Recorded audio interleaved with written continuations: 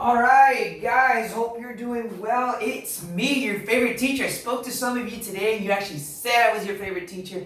Now I hope that makes you feel better and cleansed. So let's stop the madness. Just admit that I'm your favorite. Even you tough guys that act all big and bad and say, oh, I'm never going to say he's my favorite. You know I am. You know I am. So stop. Stop. Just stop denying it. All right, guys, this is your last class for the week. We are actually finishing section 2.7, and the last two examples that I'm going to discuss today are on page 214 and page 215. They're actually examples 5 and 6 respectively.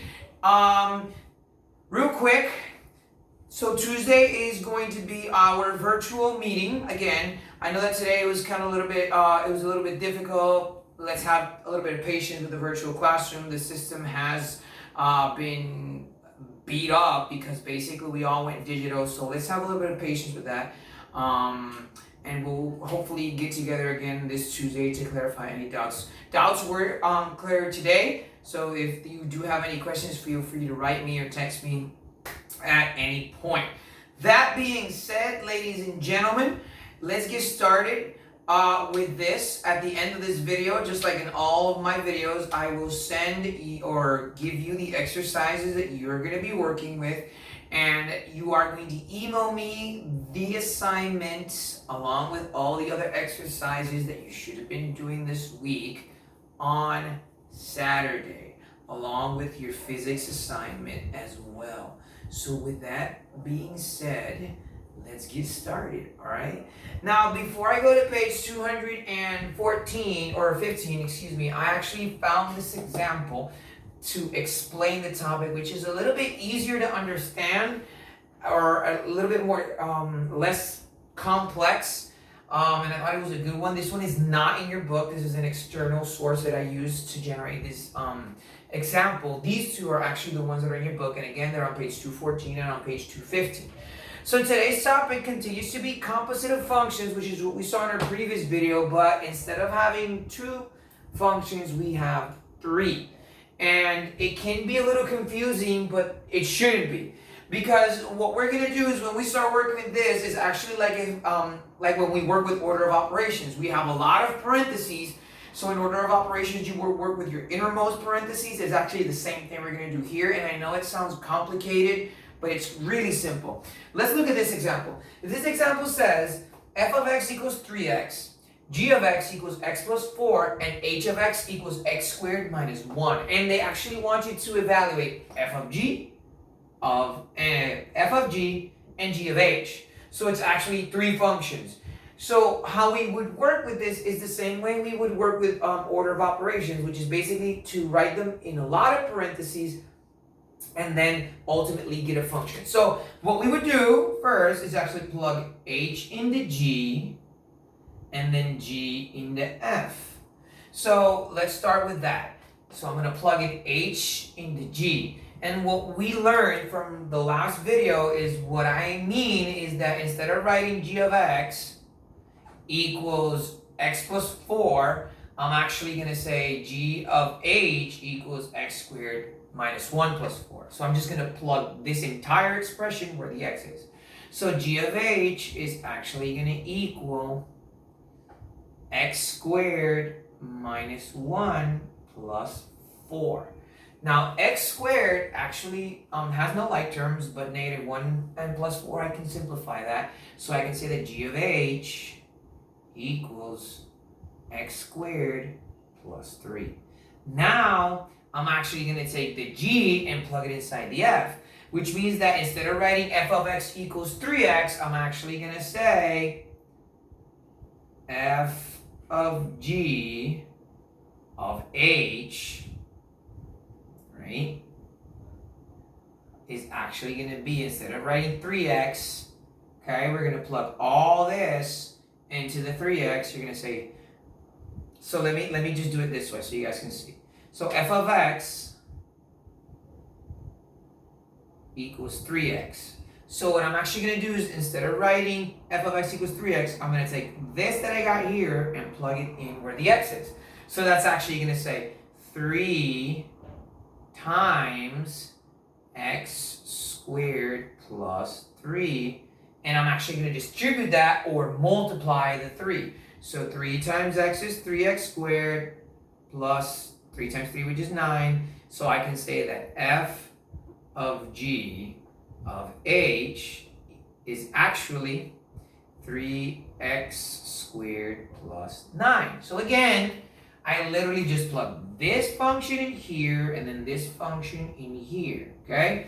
So what I did first was x squared minus 1, I plugged it in here in the g of x and actually turned g of x into x squared minus 1 plus 4. Since minus 1 and plus 4 are like terms, I add that and that equals plus 3. And now I take this function and I plug it into the f of x. So instead of writing f of x equals 3x, I say f of x, or 3 times x squared plus 3. I distribute the 3 and that'd be 3x squared plus 9. But I'm not done because I have a negative 2. So what that means, and it's very similar to the work that you guys were doing, is that now I'm going to take f of g of h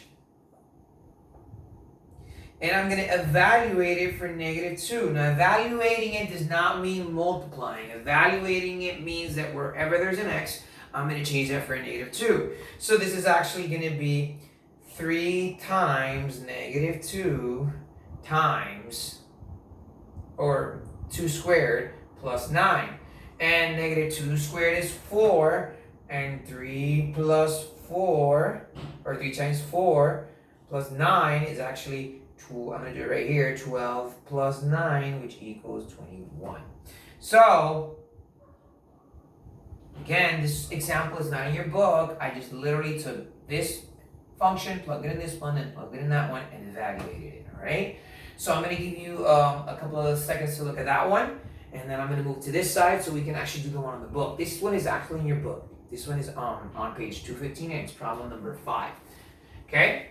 So in example number 5 on page 215, we're still working with compositive functions, but now we actually have a rational function in the mix, and you guys think to yourself, why fractions? Why, oh God, why? From what, evil source made up the fractions? But don't worry, it's very simple.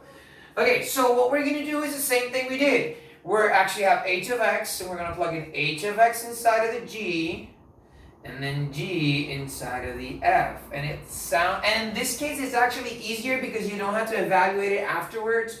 In this one, you actually did the whole f of g of h, and then you actually had to evaluate that by negative 2. Here, we're not evaluating the expression, we're just leaving it expressed. So instead of writing g of x equals x to the power of 10, since I'm plugging the h of x into this function, I'm actually going to say g of x, or g of h, and again, I'm plugging x plus 3, where this is actually going to be x plus 3 elevated to the power of 10. But now I have to plug in g of h into the f. Or basically what I did was I plugged in g, or h of x, into the g. And now I'm going to plug in g into the f of x. Okay? So f of g of x of h of x is actually going to be plugging this function here. So instead of writing x over x plus 1, okay, instead of writing x over x plus 1, I'm going to actually plug in this function. I'm going to substitute all that for x plus 3 elevated to the power of 10. So that's actually going to turn into,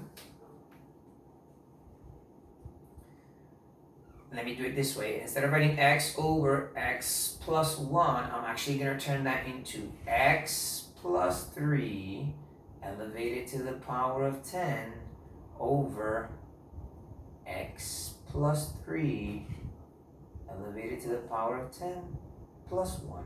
And that's it. That's all I did. So you can say that my answer is actually f of g of h is actually x plus 3 elevated to the power of 10 over,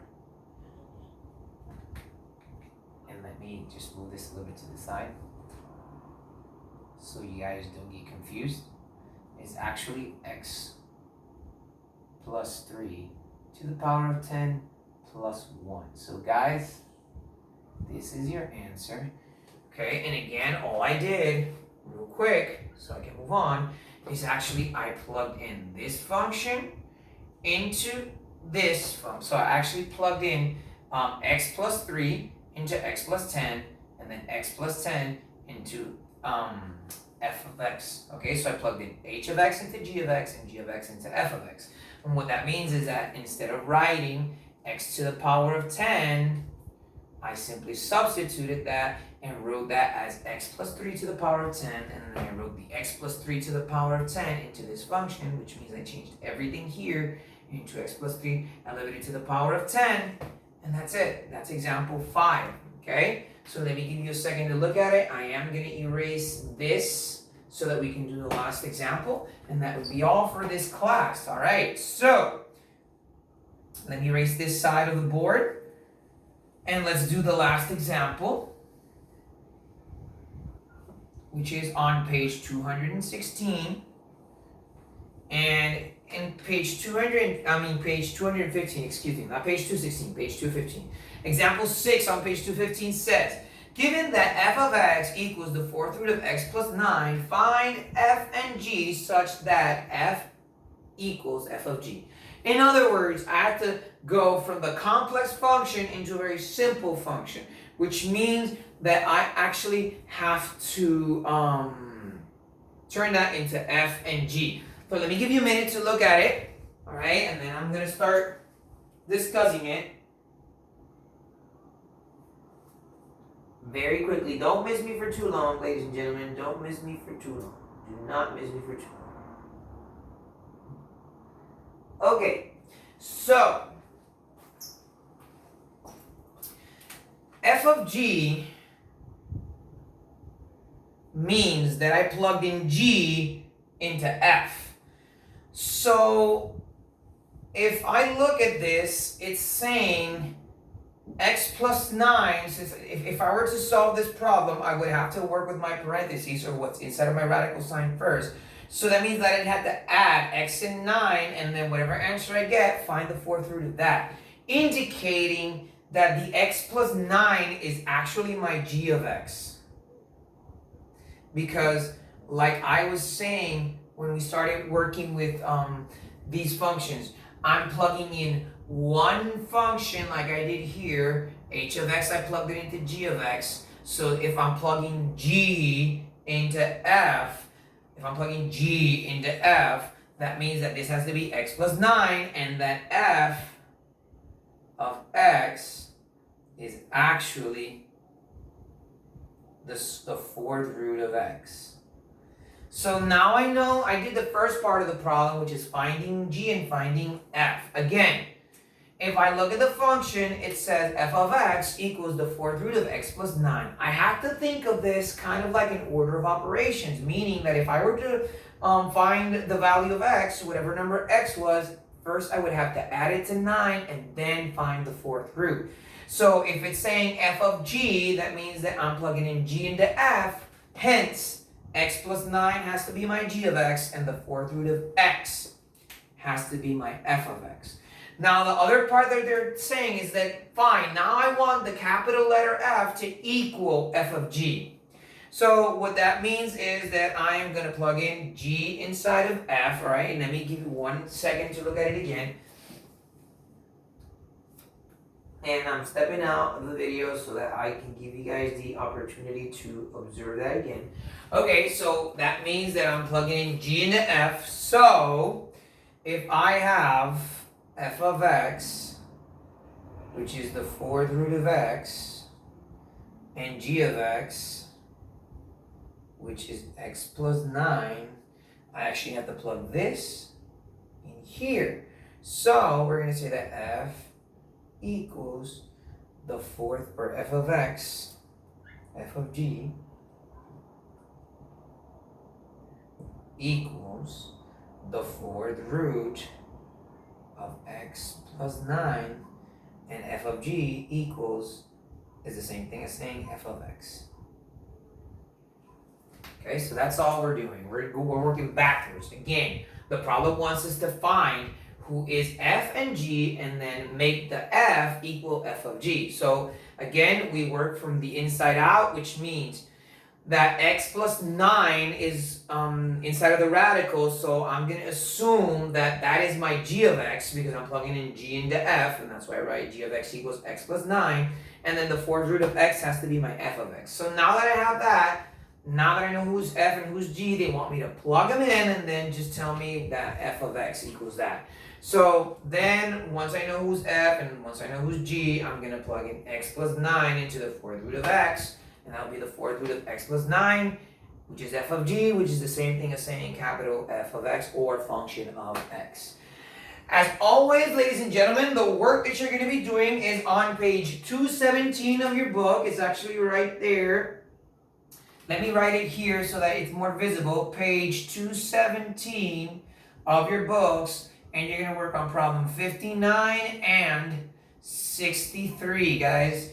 Okay, so you're going to work on problem 59 and 63 on page 217 of your textbooks. Once you've done that, once you've done your physics work, once you have all that done, remember to make one email with 2 different attachments. I already gave the instructions for that this morning or yesterday morning. Guys, this is your favorite teacher in the whole wide world. Every time you say it, it cleanses you more. Saying goodbye, stay safe, and I will see you guys soon. Bye.